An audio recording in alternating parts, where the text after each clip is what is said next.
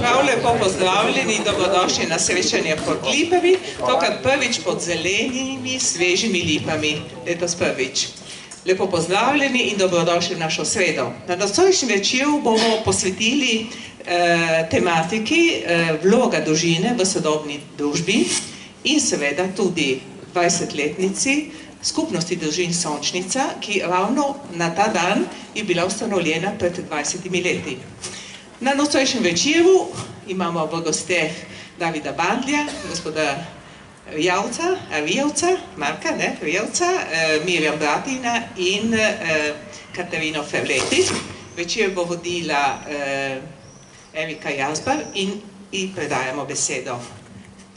Dobro večer, tudi v mojem imenu, prvič na odprtem. Danes začenjamo ta poletni niz naših večerov, ki se bo potem nadaljeval do 13. avgusta letos.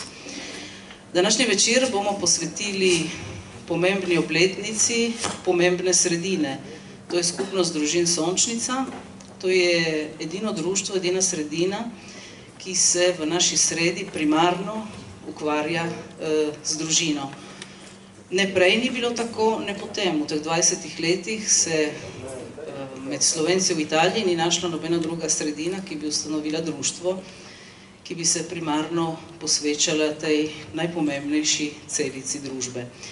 Na današnjem večeru bomo spregovorili o prehojeni poti, o tem, kako je nastalo, zakaj je nastalo, kako se je spreminjalo, pred kakšnimi izzivi je danes. Predvsem pa bomo spregovorili tudi o tej glavni temi, družina, kaj pomeni danes, kakšen pomen ima, kakšno vlogo ima in zakaj prihaja do tega, kako bi rekla, ideološkega obračunavanja, ko govorimo o družini. Po eni strani je veliko političnega teatra okoli tega, po drugi strani pa je tudi več poskusov, da bi spremenili vlogo družine, predvsem v zahodni družbi. Sogovorniki, kot rečeno, so 4, 2 sta bili ali današnje predsednice društva, Mirjam Bratina najprej, ona je bila 3 mandate predsednica skupnosti družin Sončnica, na začetku 2 mandata in potem pred nekaj leti še mandat. Katarina Ferletič pa je danes predsednica tega društva. Marko Rijevec, kot rečeno, duhovnik, priljubljen duhovnik, predvsem med mladimi. Tvoja pesnik in duhovnik z nečim nemirnim v prsih, drži, piše, tako se predstavlja na svojem blogu, ki je tudi zelo bran. In pa David Bandel, ki ima nazivov ničkoliko, slavist, pesnik, glasbenik, dirigent in še ne vem, najpomembnejši in zaradi katerega danes nastopaš danes, mož in oče 4 majhnih otrok. Mirjam, začeli bomo s tabo. Prva predsednica društva, najprej seveda malo zgodovine, kot rečeno, društvo je nastalo na današnji dan, pred 2 desetletjema. Kdaj in kako se je začela ta zgodba, ki v bistvu se je začela z druženjem, v bistvu z izleti, z dnevom družine, s poletnim središčem. Zakaj je bilo potrebno, da se ustanovi društvo, ne bi lahko nadaljevali z druženjem na privatni ravni med prijatelji? Lahko bi, ja. Torej, dober večer vsem. Jaz sem danes res izjemno vesela, ker me spomini vlečejo na pred 20 leti smo prav na tem kraju, prav v tem trenutku ustanavljali to društvo in zato mi je res lepo pri srcu. Če malo opišem zgodovino našega društva, bi začela tako, da v Gorici smo v začetku 90-ih let najprej ustanovili nekateri pari, zakonsko skupino, ki je imela sicer v ospredju, smo polagali na duhovnost in na rast med zakoncema. Kasneje so pa mlade družine se vedno pogosteje zbirale in ob mednarodnem letu družine, ki je bilo razglašeno torej leta 1994, smo v oktobru mesecu prvič organizirali dvodnevno srečanje in sicer je bilo to v Štandrežu, smo imeli predavanja, vzgojna predavanja in igre za otroke. Potem kasneje so mlade družine nadaljevale s svojim delom in sicer ob različnih priložnostih, recimo materinski dan je bila taka priložnost, dan družine, poletno središče srečanja so se potem kasneje preimenovala. Tako da so te pobude se širile in nekje smo si zaželeli stvar institucionalizirati, čeprav, če povem tretosrčno, niso bili vsi navdušeni nad tem, da bi se nekje združili v društvo, ampak velika večina nas je pa čutila to potrebo in tako smo odločili, da se pač na neko poletno nedeljo po popoldanskih urah smo se tukaj zbrali in res z velikim veseljem ustanovili naše društvo. Mogoče še ena zanimivost glede imena. V igri je bilo več imen, med njimi Sončnica, Klas in še druga, ki se jih niti ne spomnim. Volitve so bile pa med imenoma Sončnica in Klas. Volitve? Ja, smo prav demokratično dvigovali roke, katero ime nam je bolj všeč in zmagala je Sončnica, ker smo dejansko tudi potem zapisali to nekje v naše vodilo, da Sončnica se obrača proti soncu in mi bi se tudi radi vedno obračali proti soncu, polni optimizma in veselja, bodisi med zakoncema, kot tudi v družini. V teh 20 letih je bilo narejenega res veliko. Jaz sem danes malo brskala po svojih spominih in po zapisih, ki jih hranim na računalniku in lahko rečem, da smo začeli z velikim elanom, z velikim entuziazmom, z veliko dobre volje in veseljem tudi, ker naši otroci so bili še majhni in torej smo bili tudi kar utrujeni od najrazličnejših družinskih obveznosti, ampak kljub temu je to toliko pomenilo, da smo čutili to druženje kot naše poslanstvo, bi lahko rekla. Zato smo, če tako zdaj strnem recimo, da ne bom predolga, naše dejavnosti smo nekje potem razdelili v več sklopov, osredotočili smo se recimo na predavanja in sicer predavanja smo pripravili v glavnem na vzgojno tematiko, na tematiko, ki naj bi služila zakonskim parom in pa tudi kasneje še na tematiko zdrave prehrane. Tako da smo nekje tudi to vključili v naše delovanje. Potem organizirali smo različne izlete po Sloveniji predvsem, da bi spoznavali domovino, ki so ostali v nepozabnem spominu, mogoče po Prekmurju, Dolenjskem, tam so se otroci res družili in smo spali pod milim nebom in to so bile take izkušnje, ki mislim, da ki človeka potem tudi kasneje zaznamujejo.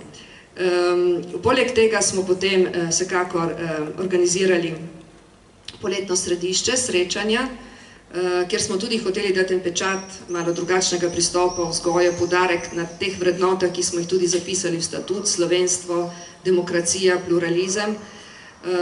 In nenazadnje recimo tudi, kar je bilo značilno za naše društvo, sta bili dve duhovni obnovi na leto in sicer v postnem času in v adventnem času, to so bila pa predvsem duhovna obnova za zakonske pare, kjer smo tudi marsikdaj poglobili odnos prav med zakoncema. Tako, to je zdaj na hitro, kar se spomnim. Se bo še priložnost. Še veliko tečaje je bilo, tudi zdaj mi pride naprej šivilske tečaje za mlade. Še to lahko rečem, da recimo v teh letih je bilo veliko lepih trenutkov in veliko tudi težkih. Jaz sem bila kar 3 mandate predsednica in problem je bil prav to, zdaj bom vzela Katarini, da v bistvu smo bile vedno ženske predsednice.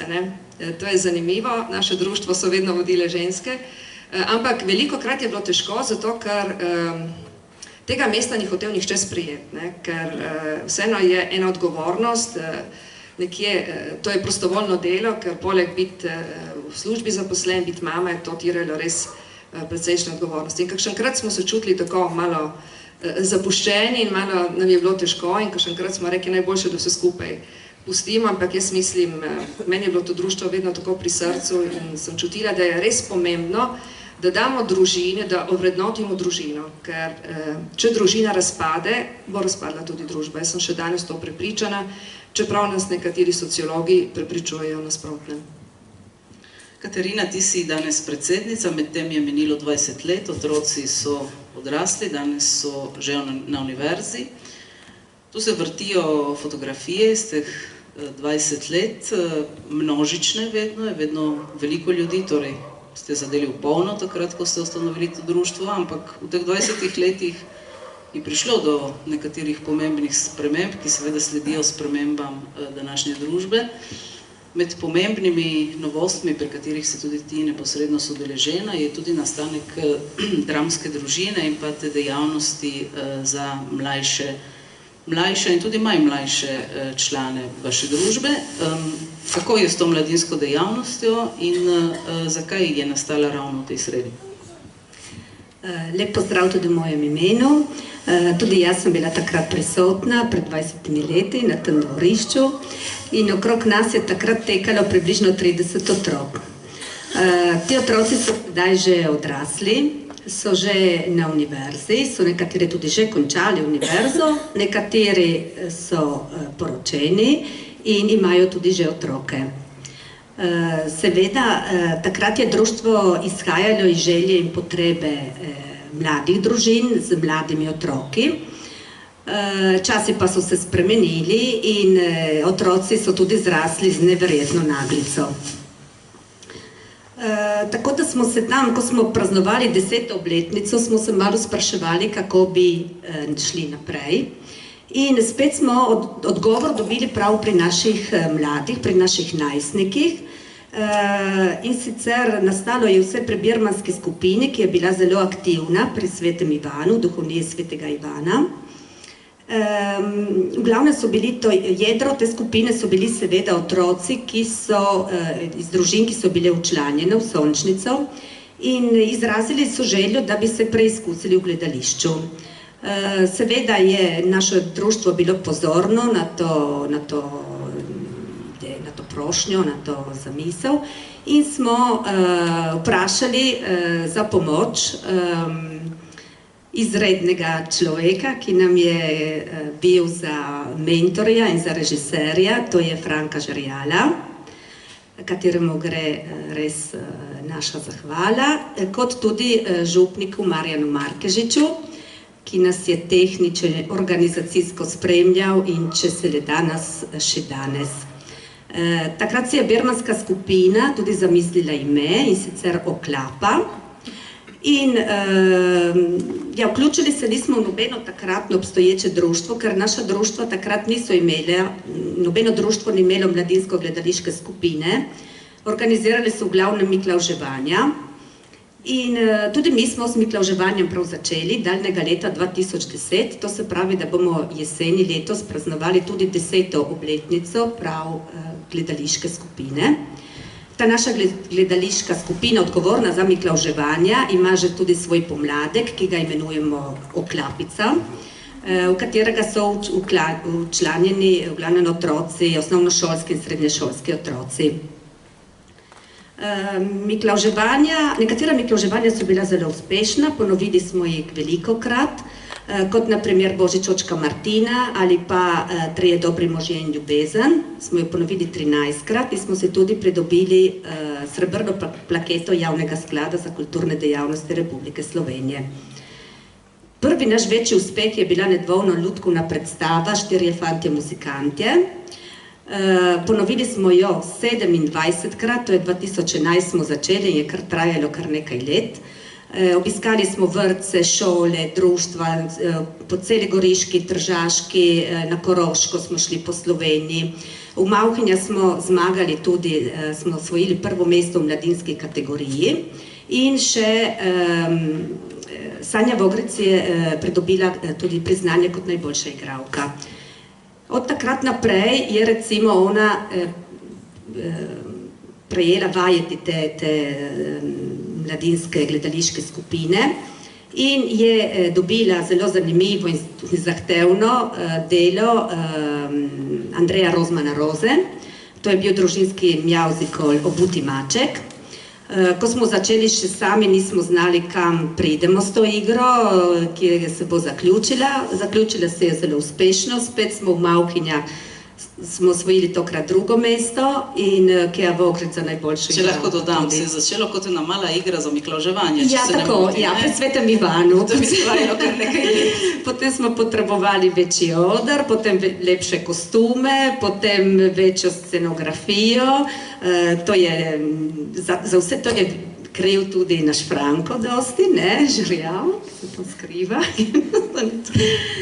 In ja, ponovili smo jo 22-krat, uspešno tudi to predstavo, na Tržaškem, Goriškem, na Koroškem, na Vransko smo šli.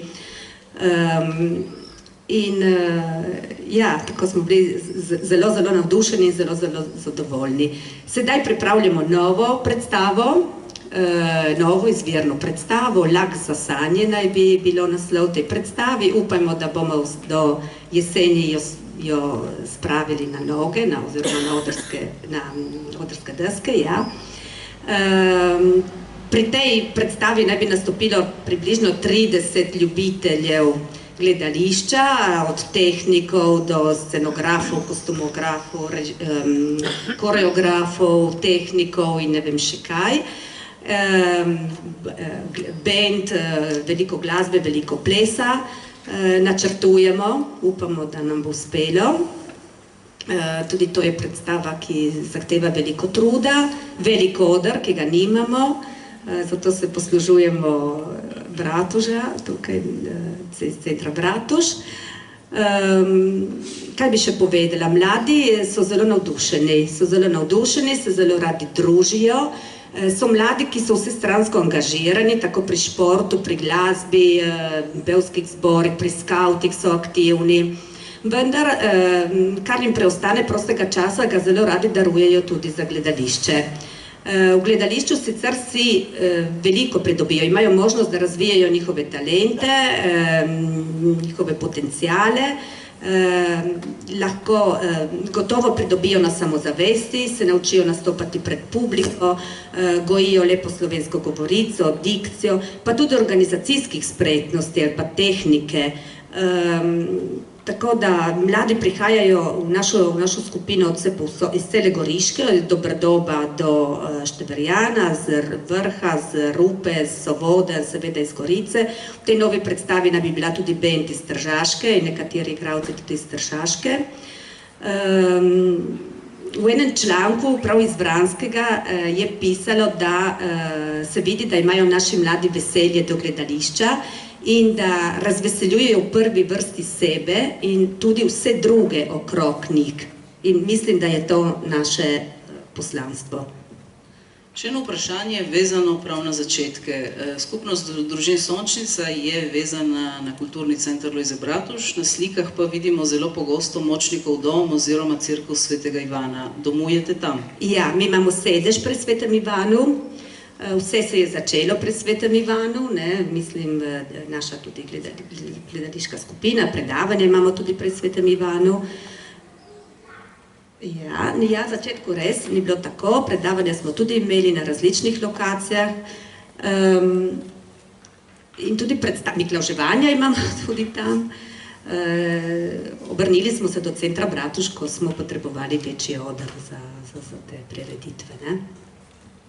David, iz teh prvih posegov, ki smo jih lahko poslušali, je jasno, da skupnost družin Sončnica gradi na dveh primarnih vrednotah, to je narodnost in katoliške vrednote. Kaj je pomembno za mlado družino, kakšna je tvoja, druženje, delitev skupnih vrednot? In ali je koristno, da se otroci družijo v takih skupinah, ki potem v realnem svetu jih ne najdejo, ker te vrednote, si ne bomo zatiskali oči, v današnjem zahodnem svetu so marginalne? Ja, dober večer tudi z moje strani. Jaz nisem tako direktno vključen v skupnost družin Sončnica, kot sta moji dve prejšnji sogovornici, vkolikor sem imel polovico svojih let današnjih, ko se je Sončnica ustanavljala, ampak je pa bilo treba povedati, da je bilo vedno zanimivo gledati to skupnost, kako je rasla, kako je dejansko znala občutiti potrebe družbe, potrebe družine v danem trenutku, danem zgodovinskem, danem dejanskem trenutku družbe. Seveda je družina postavljena pred vedno večje izzive dan danes,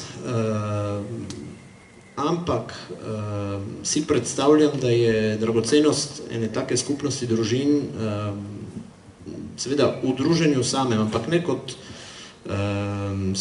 druženje, da je samo sebi namen, ker sicer verjetno bi ostalo samo pri druženju neformalnem in bi društvo se ne ustanovilo. Si predstavljam, da je pomembno, da otroci rastejo v okoljih, ki jim dajejo potrebne korenine. In mislim, da je družina k temu poklicana, kljub temu, da je to ena tistih vlog družine, za katero vidim, da je danes najbolj v krizi, in sicer dejstvo, da bi otrokom dala možnost, da potem vzletijo z gnezda z sformiranimi perutmi, ker sem recimo zaposlen v šolskem sistemu, sicer kot večina izmed nas, sem mnenja, da je družina tista, ki bi morala dati korenine, medtem ko je šola tista, ki bi morala dati krila. Vrednote, ki jih lahko družina daje, jih lahko daje samo družina. In danes je jasno, da marsikje mora šola prevzeti to, kar družina ne zmore ali ni sposobna dajati. Tako da so se te vloge v družbi precej fluktualizirale.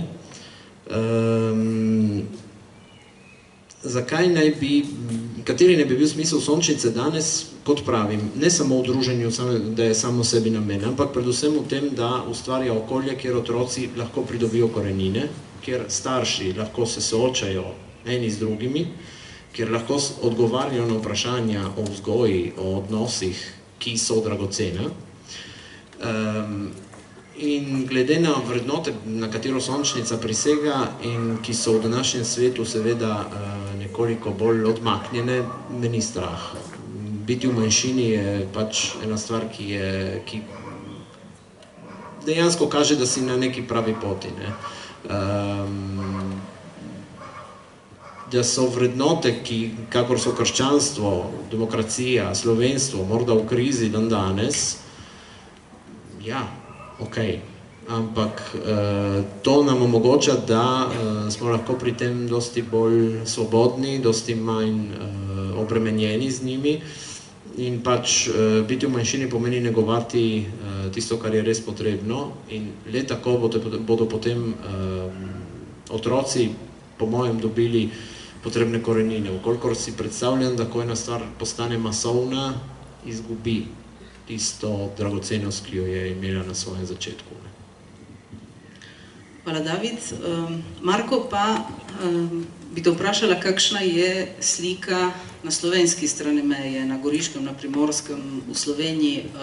Kolikšna je pozornost do družine v taki obliki, koliko je društev, ki se primarno ukvarja z družino in ali so to društva, ki so vezana na cerkev oziroma ki izpostavljajo in poudarjajo katoliške vrednote ali so tudi druge sredine, ki so pozorne do te celice družbe? Hvala za vprašanje, dober večer tudi z moje strani. Če sem prav pošten, na slovenski strani nimamo kakšnih takih stvari. In kakor ponavadi zmi res nova, nam tudi v tem, Zahod, v tem primeru je tu Zahod, nam daje eno alternativo, nam daje eno spodbudo, se mi zdi. Zakaj se mi zdi, da ne obstaja? Obstaja na katoliški strani, ja, tu so zakonske skupine, recimo, pa kakšna srečanja za starše v župnijah, da bi imeli kakšno skupnost družin, nisem še slišal, no. Mogoče je bolj na zasebni ravni, ne tako institucionaliziran. Ja, tu so bolj za spodbudo in tako en sklad in take stvari ima. Mislim, da, bom rekel, mogoče družina še nima toliko, še ne toliko postavlja izzivov, vprašanj današnjemu človeku na slovenski strani, ne zato, ker jih ni, ampak mogoče zato, ker vzdržujemo še zmeraj status quo. Mi še zmeraj si predstavljamo, da družina pri nas je v redu, stoji, zato se pač s tem ne ukvarjamo. Ukvarjamo se predvsem z, bomo rekli, stvarmi, ki pridejo sproti mimo, in potem take stvari, ki so, bomo rekli, nujne, pridejo šele takrat, kadar je že prepozno za njih. Ja, ne debatira se. žal. Ne, zato sem zelo vesel, da sem dobil povabilo z vaše strani in si predstavljam tudi to našo okroglo mizo ali kvadratno danes, no, da je namenjena predvsem temu, da začnemo se o tem pogovarjati. Jaz nasploh pogrešam kakršnokoli debato o družini, ne, ker tudi več ali manj, če gledamo politiko na naši strani, ni kakšne velike debate, ne. Se napiše zakon in potem se samo protestira, se ne debatira, ne? Oziroma se dela referendume, se dela, ne vem, kakšne iniciative, ma zame tu ni debata, splošna debata, ki bi mu mogli vzpostaviti. In žal bom rekel, tukaj tudi ni katoliške cerkve zraven, ne? Žal ne. Ostajamo pri zakoncih, ostajamo pri mladini, ostajamo ne vem, pri bolnikih, ti so najbolj hvaležni, ne? In ostajamo pri verouku, nekaj, kar bi zidalo eno tako stvar, vmes žal tega ni. Tako da avantgarda hodi naprej, kakor vadite tukaj. Meni, ki prihajajo vsak dan tiskovna sporočila Slovenske škofovske konference, je družina pogostokrat omenjena. Ja, može časnik, ali kaj? Družina dosti krat omenjena, ma nimamo nekega, dobro, obstajajo telesa, ki se ukvarjajo z družino, ma jaz nimam občutka, kot, bom rekel prav pošteno, kot župnik, da bom zdaj nekaj dobil. Imamo festival družini, tu je vse. Zdaj bo to ta vikend, ne? No. In tu je vse, kar jaz dobim, kar se tiče družine. Ne? Ma družina ni samo festival, ne? Predvsem je družina tu, kar se dogaja v ponedeljek zvečer tam, ne? Ali pa še bolj v torek zjutro. Tisto je družina.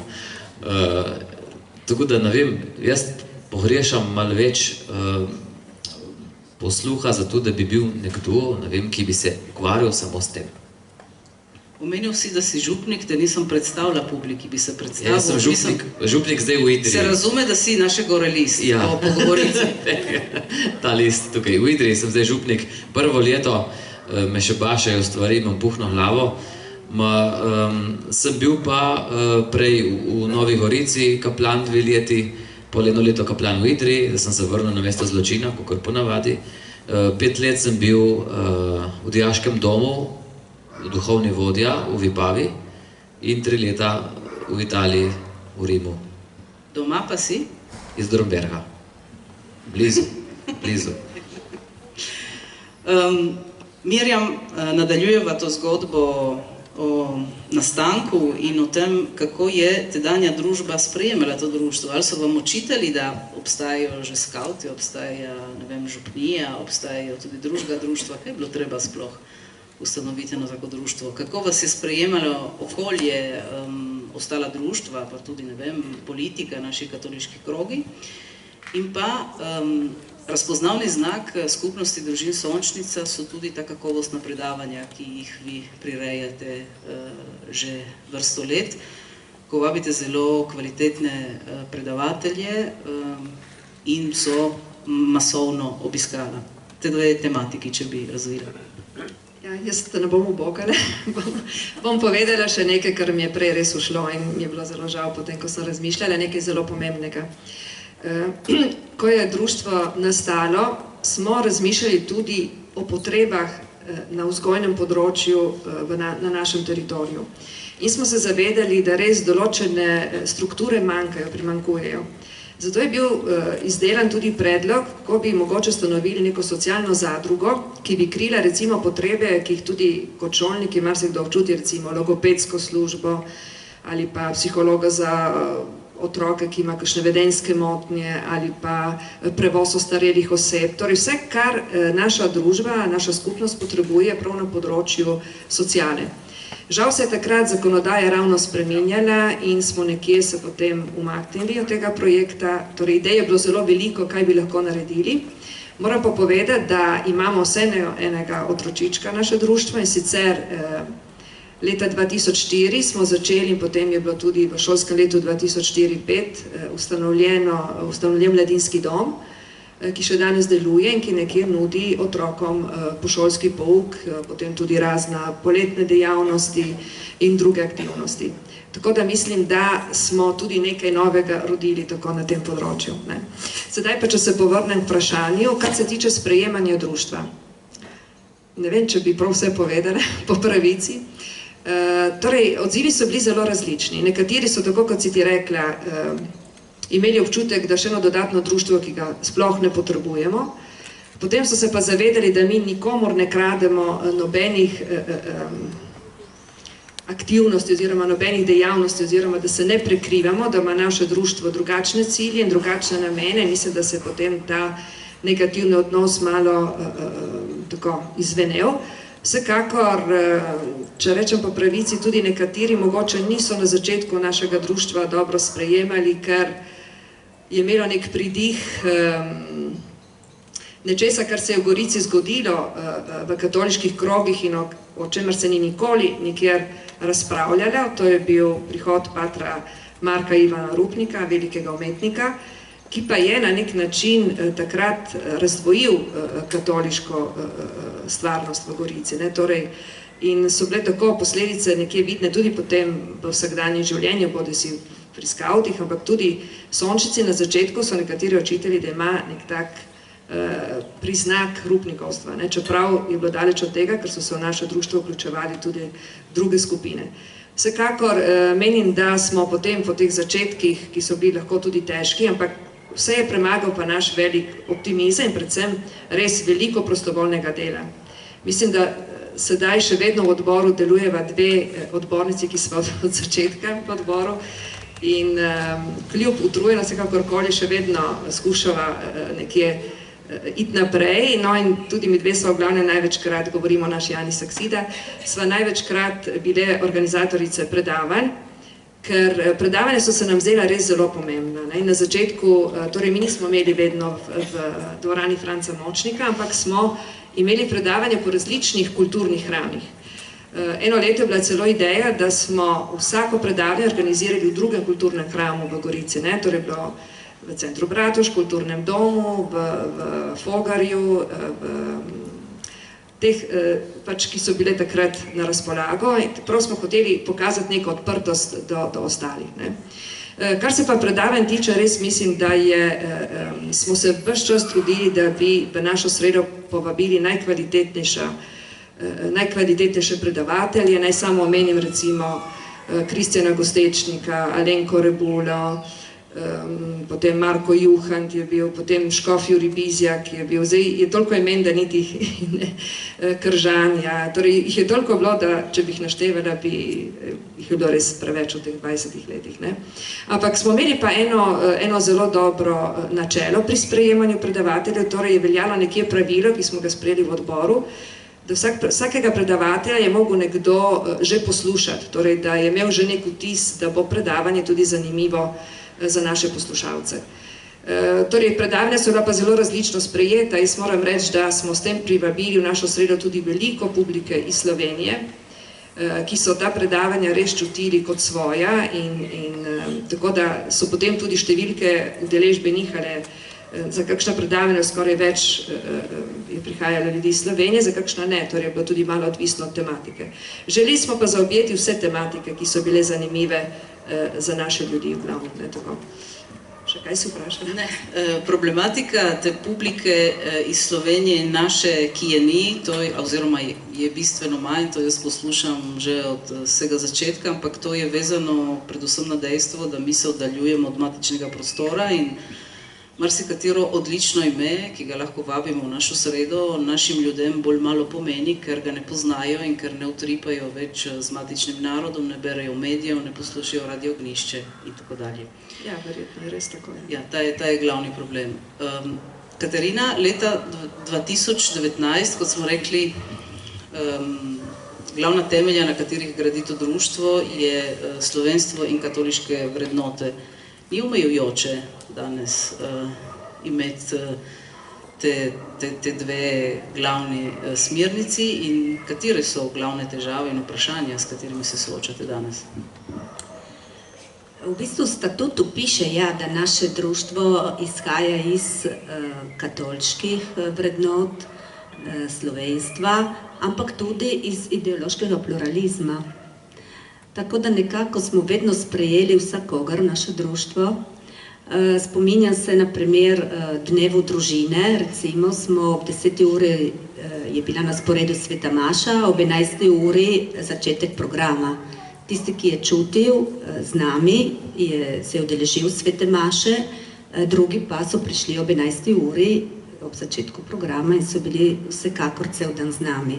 Govorim predvsem za dneve družine, ko je bilo res veliko družin z nami in teh družine so bile lahko pari poročeni cerkveno ali pa tudi ne, so bile tudi razširjene družine, mame samohranilke, tako da jaz nisem nikoli čutila, da bi naše društvo koga omejevalo. Naše društvo se je tudi znalo spreminjati, kot tudi recimo te izleti, tudi si je omenila, so bili na začetku organizirani za mlade družine z majhnimi otroki, potem pa v določenem trenutku, kot so že prej omenila, se je pač društvo nekako začelo malo spreminjati. Naši otroci so rasli, postali so najstniki in so se začeli, kot je tipično za najstnike, tudi oddaljevati malo od družinskega kroga. Smo pa poiskali druge solucije. Na izlete sedaj vabimo seveda vedno v prvi vrsti družine in otroke oziroma mlade in tudi posamezne ljudi, tudi starejše, ki verjetno nimajo druge, ker nas čutijo kot skupnost in se v skupnosti tudi dobro počutijo in se imajo fajn in tudi pomagajo starejši. Recimo tudi na začetku smo bili zelo aktivni s poletnim središčem. Zdaj recimo, ko smo mi malo že, ne rečem starejši, malo bolj zrelih letih, organiziramo pa za nas rekreacijsko telovadbo, pri kateri se tudi izobražujemo, tako bi povedala. Kar se tiče pa težav, vsako društvo ima določene težave, mislim, da naše društvo ima predvsem z administracijo težave. Naši člani imajo vedno veliko novih idej, veliko novih pobud, organizirali bi še to in ono. Ko pa jih vpraša, če bi vstopili v odbor, se vsi odmikajo. In povedala bom, da je najmanj žetonirano je prav vloga predsednika. Vsi se je otepajo. In ker ženske smo, kot je povedala Mirjam, ste najbolj korajžne, smo vedno prevzeli si mi to odgovornost. Ja, in kot pravijo, drži sicer žena 3 vogale pri hiši, mož pa samo enega. Gledam svojega moža, ki je pred mano. In ta vogal, moški vogal, ponavadi moški so držali finance, ker verjetno nam zaupajo samo do določene mere, raje potem za denar skrbijo oni. Tako malo za šalo, malo za hec. Ja, naše društvo, čeprav je majhno društvo, naša država zahteva vedno več in več. Nismo zrasli v dobi, nismo zrasli z računalnikom, zato vsa ta digitalizacija, ki zahteva od nas precejšnji trud. Recimo odgovorni se kar lahko postajajo za nas prave nočne more, ko se zbudimo sredi noči in se začnemo spraševati, če smo izpolnili, če kdaj je bila zapadlost, kdaj moramo dati določeno prošnjo, če bomo dobili prispevek, vse to, da dobimo tisto najnujnejši prispevek za preživetje tudi. Tako, večkrat smo se obrnili tudi na krovne organizacije in smo tudi vprašali, če bi nam pomagali prav organizacijsko pri teh stvareh, ker naše delo je vse delo na prostovoljni ravni in včasih človek gre za svojo službo in se enostavno pozabi na določene zapadlosti in potem je že hitro leto mimo in tisto leto nisi nič dobil.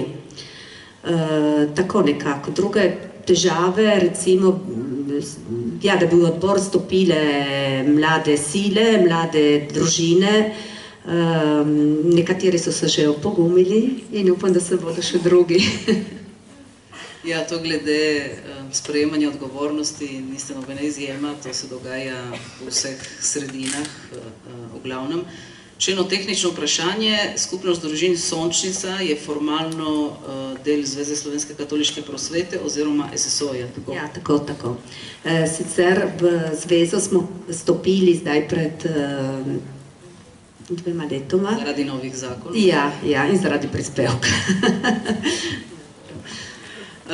David, od vsega povedanega, katere so tiste dejavnosti, ki so zate najbolj pomembne in če spregovorimo o samih predavanjih, ti kakšno vlogo jim daješ in kakšen pomen imajo ta predavanja?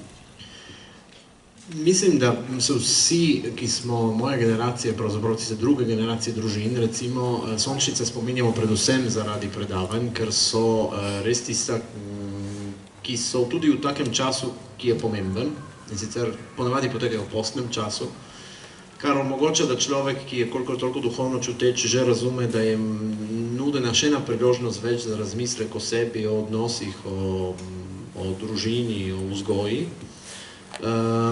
Moram reči, da so bila vedno predavanja kvalitetna, so vedno odpirala na vprašanja, ki so skušali odgovarjati na izziv družine v današnjem času, na izziv partnerskega odnosa, zakonskega odnosa, na izziv vzgoje, s katero verjetno se v družinah najbolj ubadamo, pa ne samo v družinah, konec koncev v celotni civilni družbi.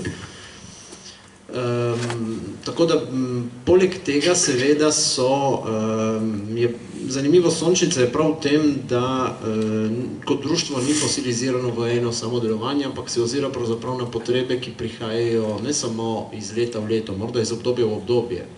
Začelo se je zaradi pač ene potrebe potem, da bi se družine srečevale, nadaljevalo se je z dramsko skupino, nadaljuje se s predavanji, odpira se pot zdaj, da ena druga generacija družin, ki imajo 20 let manj od tistih, ki so začeli Sončnico, je začutila tudi potrebo potem, da se srečuje, da debatira o podobnih problemih, pa ne samo problemih, o izzivih, o izkušnjah. Lepoti tudi.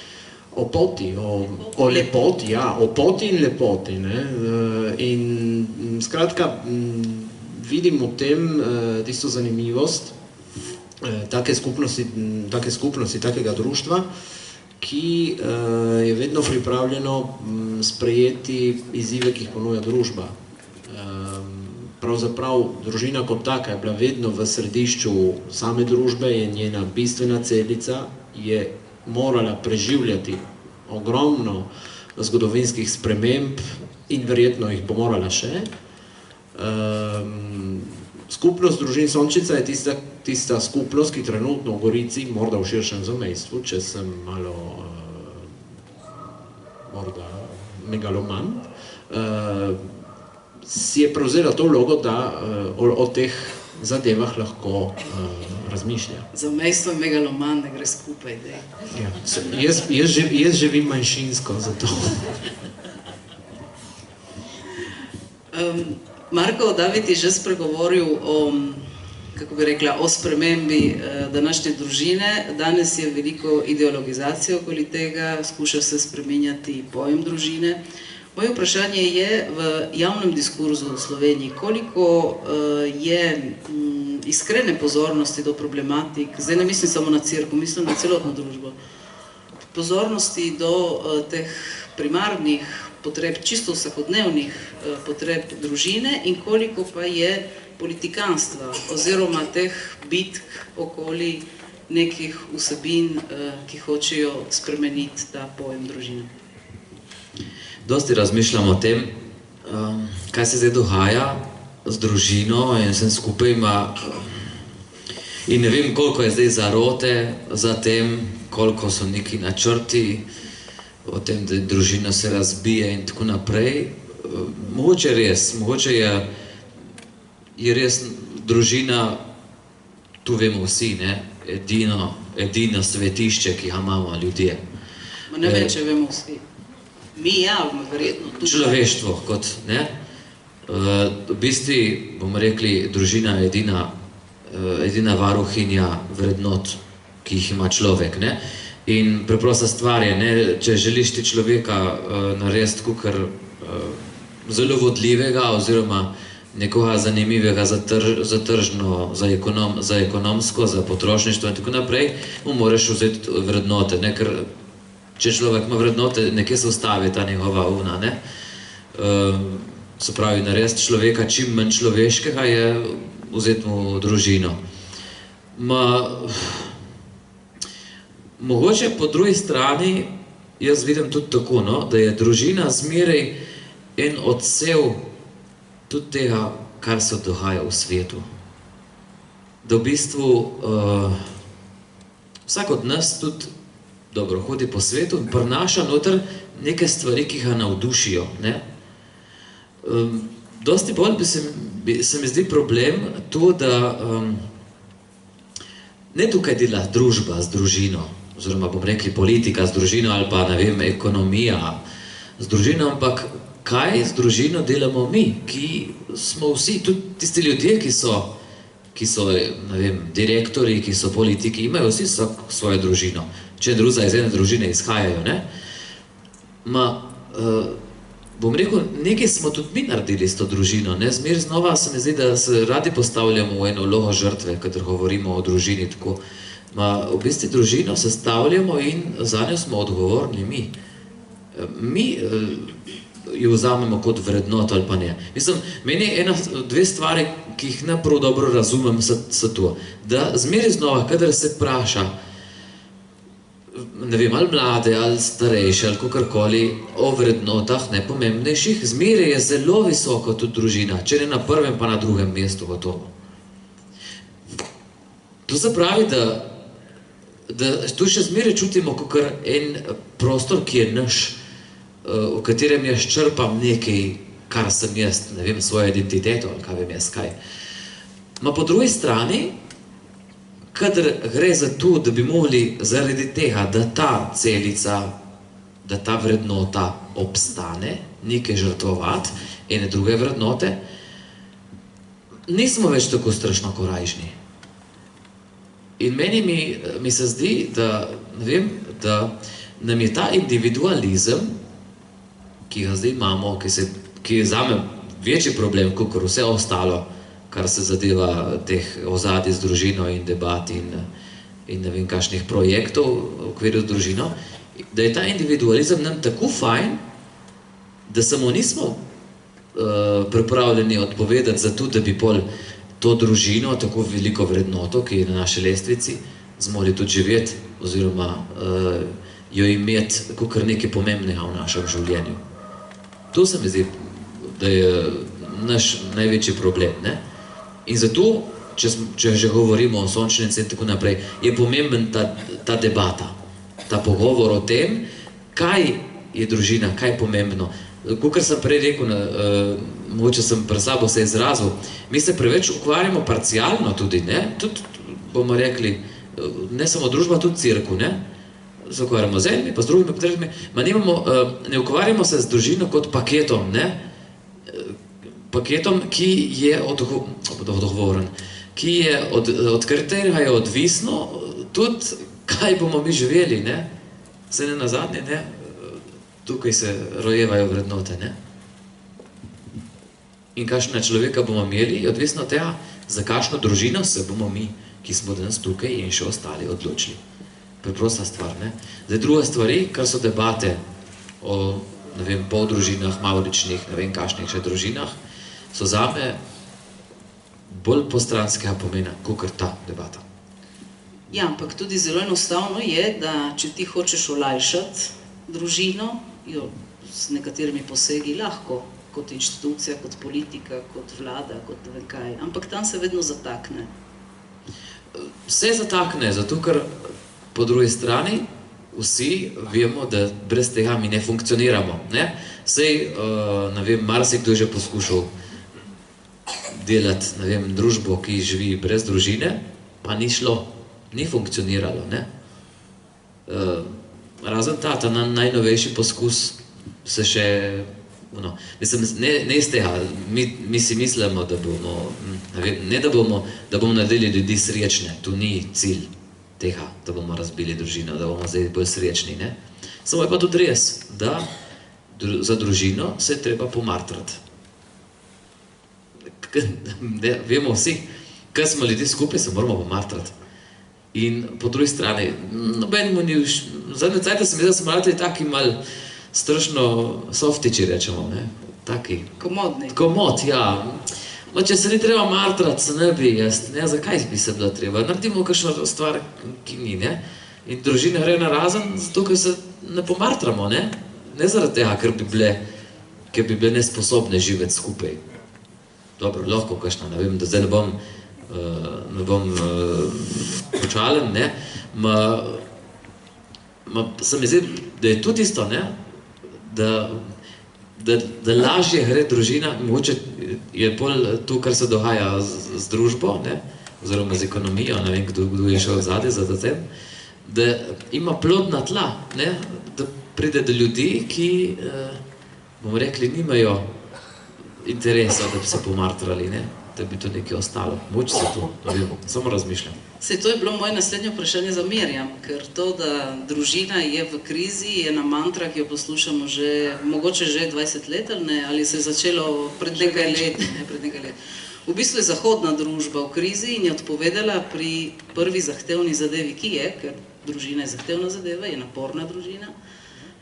In kontradikcija, do katere smo prišli v današnjem času, je, da ti imaš vse te razne mode, ljubezni do narave, poslušaj ritem narave, imej rad naravo, živali in vse, kar je s tem povezano, primarni klic, ki ga ima vsak človek, in sicer življenje, to pa radi preslišimo. Ja, jaz se bom najprej navezala na gospoda Marka tukaj in sicer z dvema stvarima. Prva stvar je vrednote in mladi, ker tudi sama poučujem že 32 let. In lahko rečem, da 20 let izvajam vedno eno in isto anketo v 4. letniku o vrednotah, kjer morajo oni razporediti vrednote. In res, kar lahko rečem, da me veseli, da kljub vsem spremembam družbenim, o kateri bom potem povedala, ki so se zgodile, še vedno družina zaseda prvo, če ne drugo mesto. Vedno in pri vseh. Kljub razbitim družinam, kljub ločenim družinam in tako dalje. Druga stvar, kar se mi pa zdi, je, da danes res prevladuje neka kultura užitka. Važno, da se jaz imam dobro, važno, da se jaz dobro počutim, važno, da jaz uživam. Jaz celo opažam pri mladih iz Slovenije, da se niti ne pozdravljajo, več živijo na svidenje, čau, kakorkoli, ampak uživaj. Tako da se mi enkrat celo zgodilo, da je nekomu šlo, ko se nekaj jutri igram bolnico, imam preglede, uživaj. Tako da je to postala kot se reka neka mantra, ne, uživaj, zabava, užitek in tako dalje. Res pa je, da mi danes živimo v, kot bi rekel sociolog Bauman, tekoči družbi, v tekoči moderni oziroma postmoderni družbi, kjer je vse, ni več nekih trdnih temelj, ni več neki etični relativizem, kjer je vse dovoljeno. Prav je tisto, kar jaz čutim, da je prav. Če se meni zdi, da je tako prav, je tako prav.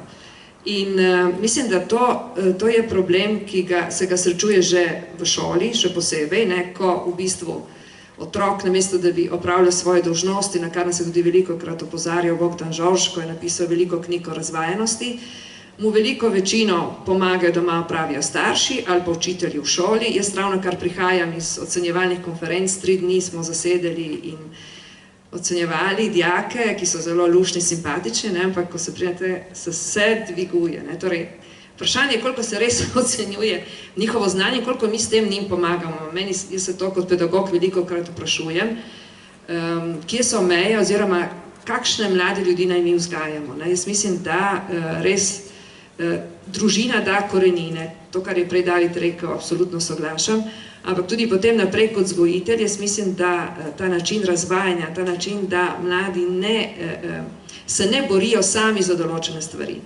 da družba na nek način mlade, tukaj pa zdaj pridemo že na ekonomski vidik, prisili, da dejansko velika večina gre študirati, potem tudi ta študij lahko zavlačuje, ko konča študij, vprašanje, če dobijo delo, se ponovno vrnejo v svojo primarno družino in se zelo težko ekonomsko osamosvojijo. In to pušča kot domino posledice potem tudi na čustvenem in tudi prav na področju družin. Čisto en konkreten podatek, ne vem, v mojih letih smo se poročali med 25 in 30 letom, zdaj se mladi poročajo, če se veliko kasneje.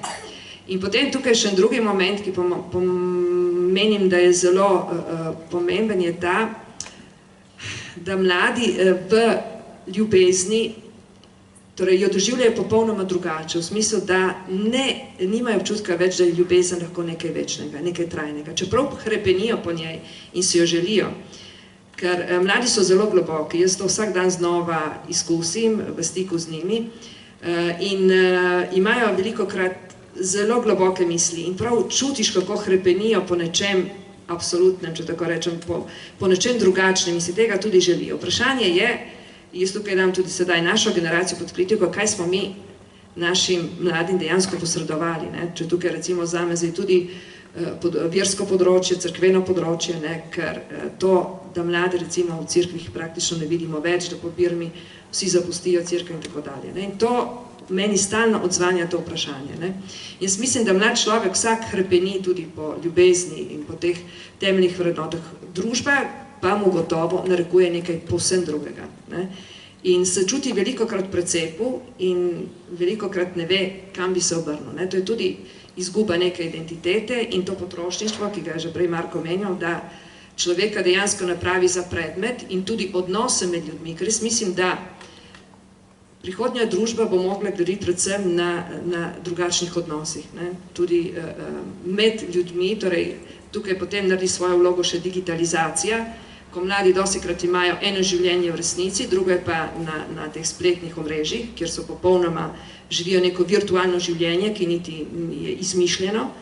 In zato veliko težje tudi najdejo potem svojo identiteto. Jaz opažam pri mladih, da dosti težav imajo pri navezovanju socialnih stikov, s tem tudi potem pri navezovanju stikov z bodočimi partnerji, in zato tudi mislim, da je bodisi partnerski odnos na nek način v krizi in tudi s tem posledično tudi družine.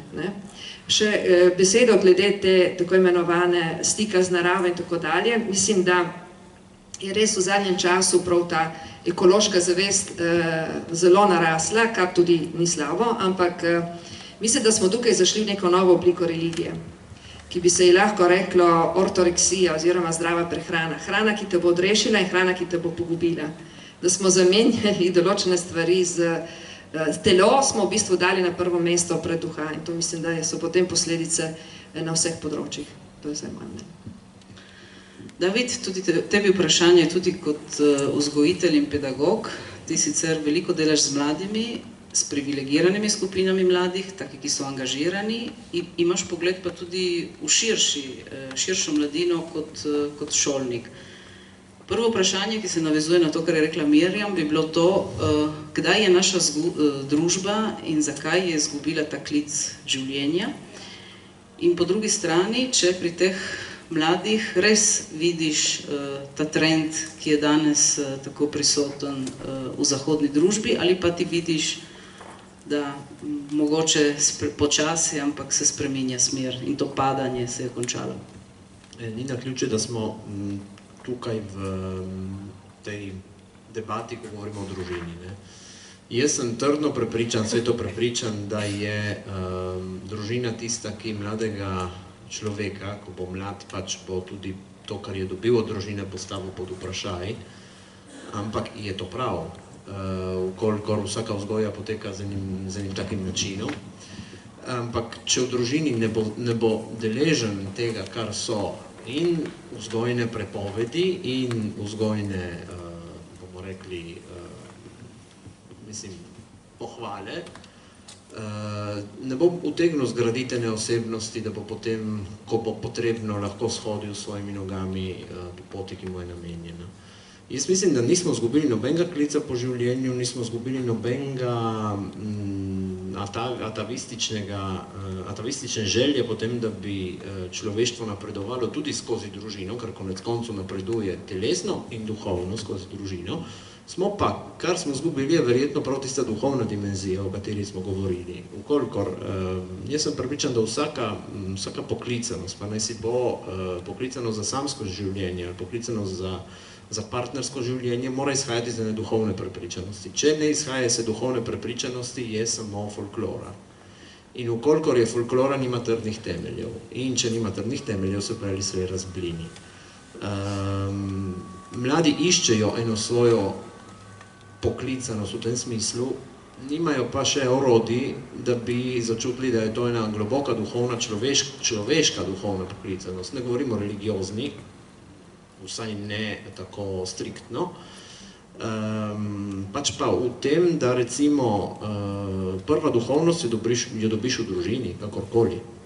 In nima smisla, da potem imamo po župnijah verouk in da imamo nauk po župnijah, ko prihajajo ljudje iz družin, kjer je duhovnost dejansko neobstoječa. Prve občutke o telesu, človeškem telesu, o njegovi duhovni in fizični plati dobi človek v družini. V tem je, vidim, pomembnost, ki jo ima družina v današnjem času in, kot pravim, se mi ne zdi, da smo izgubili željo. Morda smo nekako zatavali nekje na poti, ne? Ne vem, kaj nas bo rešilo, morda zavest, da je treba na tem nek delati, ampak ga rad. Kdo je govoril prej, Marko? Ali vsi? Da se moraš matrati, ne? Mislim, ljubezen je odločitev, ne? Mislim, metuljčki v trebuhu so prva 2 meseca, prvo leto, če ti gre dobro, no potem je blazna odločitev in mislim, da vsi, ki ste poročeni ali ki živite v partnerskem odnosu, boste potrdili temu, da včasih bi svojega sozakonca klofnil in včasih si hvaležen, da ga imaš, ker če ne bi preživel, je dejstvo, nihamo, človek je nihajoče bitje, ne? Ampak, ko si me pa spraševala o mladih, ne vem, če bi definiral mlade, s katerimi delam kot privilegirana družba, vkolikor mislim, da ti mladi so privilegirani samo zato, ker so imeli srečo, da so zrasli v nekem ambientu, ki jim je to omogočal. Govorimo o družini in govorimo o družbi, ki se je razširila. Mislim, da Slovenci v Italiji se moramo zahvaliti naši manjšinskosti, da imamo tako razvejeno vejo, mislim, tako razvejeno mrežo društev, športnih, glasbenih, kulturnih, IPD, ITD, ki omogoča mladim, da rasejo v nekaterih varnih ambientih. In ni odmuh to, ne? Ni odmuh. Mi verjetno v svoji majhnosti se tega ne zavedamo, ampak je to tisto, kar naredi našo specifiko tako pomembno. Vsi mladi, s katerimi delam in pri pevskih zborih in tudi dejansko v šoli in še kje drugje, so mladi, ki imajo eno iskro v očeh in je na nas pedagogih, ki moramo dejansko prevzeti tisto vlogo, ki jo starši zapuščajo nam, zato ker v določenem trenutku pač se otrok upre na mehek ali pa tudi na trd način, neodvisno, in dobi v drugih elementih, v drugih ljudeh vodila za svoje življenje. In ti ljudje smo pedagogi, smo učitelji, zborovodje, duhovniki, trenerji.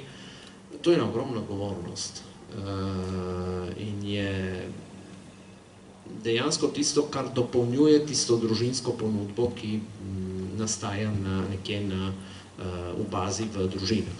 Zato sem, kot pravim, družina da korenine, ostali skušamo dajati krila, da potem ti naši otroci bodo nekoč lahko vzleteli in ustvarili kaj lepega za družbo, ki jih čaka.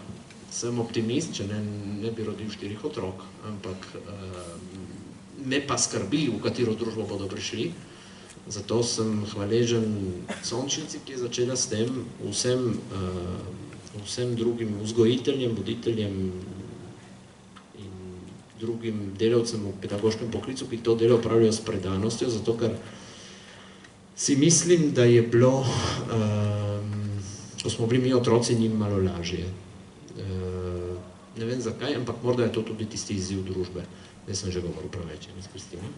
Bo nadaljeval Marko in bo povedal, kako pa duhovniki gojite to iskrico, ki jo imajo ne samo otroci, tudi srednja generacija in tudi starejša generacija imajo to iskrico, zato da bi bili del te družbe in da bi družbi nekaj pustili in nekaj pozitivnega naredili. Kako, ne bom rekla, bi se vrnili nazaj v tiste čase, ampak kako bi nadaljevali, da bi recimo bila ena pozitivna energija v tej družbi, ne bi bilo toliko individualizma, površnih odnosov in tako dalje. Dobro vprašanje, s tem se soočam, jaz se to sprašujem.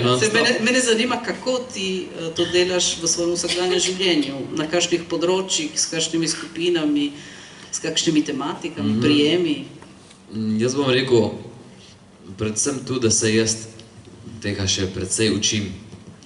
In se mi zdi, da mogoče je ravno to tisto, kar nam vsem skupaj manjka, družinam, pedagoškim delavcem, duhovnikom in tako naprej, da se ne nehamo učiti. Ker mogoče lih tudi isto, predvsem v cerkvi, tu jaz pač ne insidersko gledam, Poklicna deformacija. Predvsem v cerkvi smo zaspali na lovorikah, smo rekli, ja, tako je bilo zmeraj in tako je funkcioniralo in zdaj bomo tako tudi delali, ne. Nekje vmes, ne vem kdaj, v njih 20 letih se je svet popolnoma spremenil, naenkrat smo imeli v cerkvi popolnoma druge ljudi, ki so poslušali enake stvari, ki smo jih govorili in je šlo skozi eno uho noter, skozi drugo ven, ne, preprosto zato, ker tu sem jaz zatrdno se odločil, no, ker se o evangeliju ni govorilo kot o eni življenjski stvari, ampak kakor o eni pravljici, ne, oziroma neki teološki, ne vem, strukturi, ki jo obvlada, ne vem, procent ljudi v družbi, ne. Tako da, ne vem, jaz sem vedno znova poskušam v svojem delu narediti evangelij življenjski, videti najprej, kako evangelij odgovarja na moje vprašanja in ta vprašanja postavljati molariji, rečem jaz. Mi je zelo zanimivo, kaj so mi rekli, 8. razred imam let, to so naši birmanci v Idriji, in dostikrat, res dostikrat so mi rekli, Gospod, vi dajeste pretežka vprašanja. In sem rekel, hvala Bogu, vsaj eden. Ker to pomeni, da jih noben ne daje. Mogoče tudi malo premalo resno vzamemo mladino, ki nam je zaupana. Mogoče smo tudi mi ratali malo, ni treba, da že vse odgovarja. Jaz sem bil zelo direkten z njimi, jaz sem govoril tudi o splavu, eutanaziji, 8. razred, rekli, kaj je tu, niti ne vemo, kaj še tu sploh je, pa se že pogovarjamo o teh stvareh. Sem rekel, tu so stvari, ki vas čakajo za ovinkam. Ne vem, vi ste stari 13-14 let, čez 2 leti bo tu vprašanja, ki zadevajo vas, in se bi morali izjasniti o tem, Zato jaz edino, in tu je tista iskrica, ki meni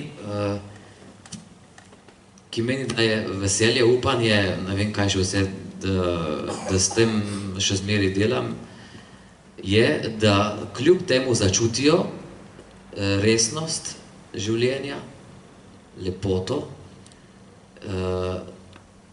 in da so pripravljeni se soočati z življenjem, če jim ga nekdo pokaže, da je ga vredno živeti.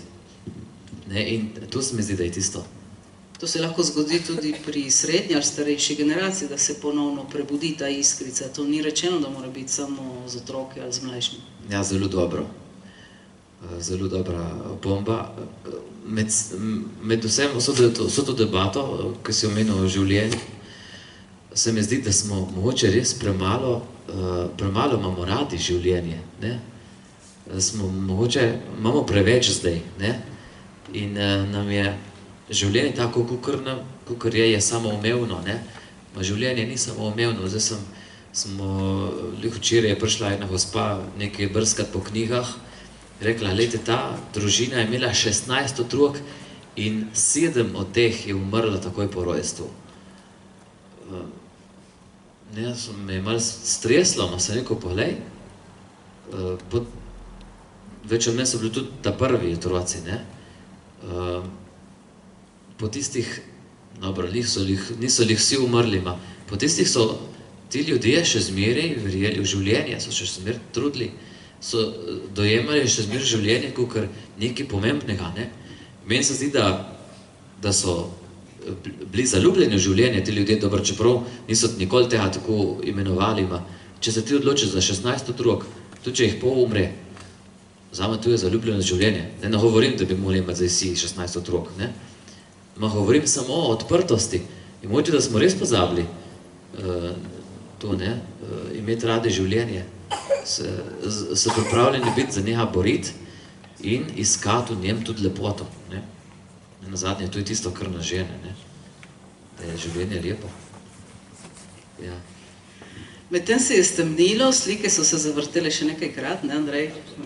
Je verjetno čas, da zaključimo. Katarina, smo rekli, da zaključimo s tabo, ker gotovo bi bo pesimističen večer, bomo vsi govorili, kako smo vsi v krizi in kako da ni izhoda iz te slike.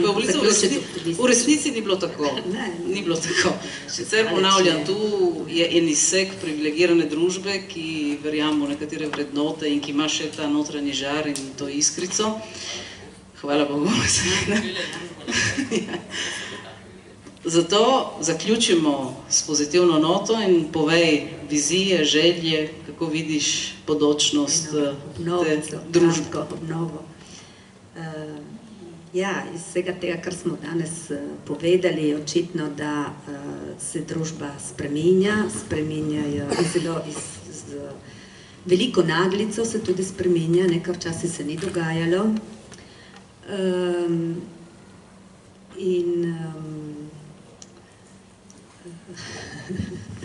Vem, da pomislim dobro.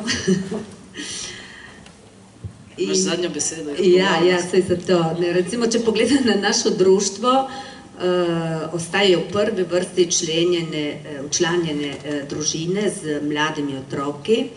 Zraven pa so pristopili tudi posamezniki, tako mladi kot starejši. Verjetno, ker tudi tile posamezniki iščejo eno skupnost, iščejo eno družino, ki jim posreduje nedoločene vrednote. Verjetno druge... Tudi eno toplino, verjetno. Eno toplino, eno ljubezen, eno sprejetost, na čustva, ki lahko delimo z njimi. Zato mislim, da naše društvo mora ostati odprto tem potrebam, prisluhniti mora sodobnemu času in mora tudi prisluhniti tako potrebam družine kot posameznikom. Bodimo pozitivni in zahvalimo se Bogu, posebno danes, ko praznujemo našo 20. obletnico. Zahvaljujemo se vsem, ki so nam pri tem delu pomagali. Za nami so nedvomno uspešno obdobje, pa tudi obdobja krize, ki smo jih skupaj premostili. V skupnosti je moč. In vsem članom želim veliko čuta za skupnost, veliko potrpežljivosti in tudi požrtvovalnosti. Zareče, ne? Požrtvovalnosti. Jaz mislim, da lahko zaupamo mladim. Mladi so naša bodočnost. Prebrala sem kratkem članek v družini o naših znancih, ki smo jih tudi videli prej na sliki, to sta Dani in Vilma Sitar. In pravi nekako takole, če se ga zdaj spominjala v celoti, da vrednote staršev postanejo vrednote otrok. Odvisno, kako te vrednote mi živimo in kako jih že od zelo mladih let posredujemo našim otrokom. Mi smo že odpravili, to naše delo smo že nekako zaključili, odvisno, kaj bo sedaj se rodilo iz tega. Vi ste, David, pa še na poti, ste še v času za to. Jaz sem nekje vmes. Ja, ti si pa nekje vmes, takole. Vsi smo na poti, nekam smo še vedno na poti. In mislim tudi vse, kar smo danes večer povedali, da moramo nedvomno graditi na odnosih. V prvi vrsti so odnosi, če ni pristnih odnosov, če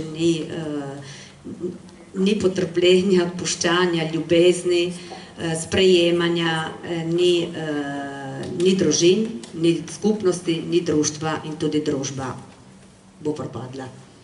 Tudi megalomanski projekti od Davida. Ostanimo pozitivni vsekakor in zaupajmo višjo silo. Torej, s to spodbudno mislijo bi zaključili današnji večer, bi prepustili besedo publiki ali ne? Morate odločiti vi. Za kakšno anekdoto, kakšen spomin, koliko je ura, niti ne vem. Ona, šefica odloča. Povej ti. Če je še kdo, ki hoče kaj dodati, povedati. Če je kdo kakšno vprašanje? Tudi shladilo se je med tem? Ja, shladilo je, ja. Ja, Miloš, prosim. Dobro večer društvu in vsem prisotnim. Dovolite mi samo kratek pozdrav v imenu Zveze slovenske katoliške prosvete, katere sem podpredsednik. Predsednica danes ni mogla biti z nami in je prosila mene, če jo lahko zastopam in vas vse lepo pozdravim. Ob čestitkah seveda vsem za delovanje, ki ste ga opravili v teh 20 letih. Bi rad dodal še to, Zveza slovenske katoliške prosvete oziroma vaše članstvo v zvezi je bilo omenjeno bežno v enem vprašanju. Res je, da je društvo Sončnica vstopilo med navednicami iz birokratskih vzvodov, ene norme, ki smo jo sami tudi zelo, ki smo bili zelo kritični do nje. Vendar jaz si nadejam in sem prepričan, da vstop Sončnice je bogatstvo za vseh, za društvo Sončnica, ker sem prepričan, da Zveza slovenske katoliške prosvete z strukturo, ki jo ima in ki se jo je ustvarila v več kot 60-letni zgodovini, lahko prispeva k odgovorom težav, ki si Katarina sama omenila. To so vodstvene, birokratske težave, ki jih ima vsako društvo danes v Italiji. Mi vam lahko pomagamo, vas lahko spomnimo, kdaj so kakšni roki, kako se boljše obnašati v določenih obveznostih. Istočasno pa seveda smo pri zvezi zelo zadovoljni, da imamo člana več. Sončnica sloni na istih temeljih, kot sloni celotna Zveza slovenske katoliške prosvete in vsa društva, ki jih vključujemo med nami, delajo v bistvu za družino in za iste temelje, kajti ali če poješ v zboru, ali če igraš v katerikoli dramski družini, ali vsem, kar se ukvarjajo naša društva, pomeni, da naši mladi niso na cesti ali niso drugje in tako da mislim, da delamo vsi za isto. Zato ob čestitkah za opravljeno delo, voščila seveda, da bomo garali skupaj in kot je bilo rečeno, se je treba truditi v družini in se je treba truditi tudi v društvih in zato mislim, da skupaj bomo nadaljevali dobro. Hvala.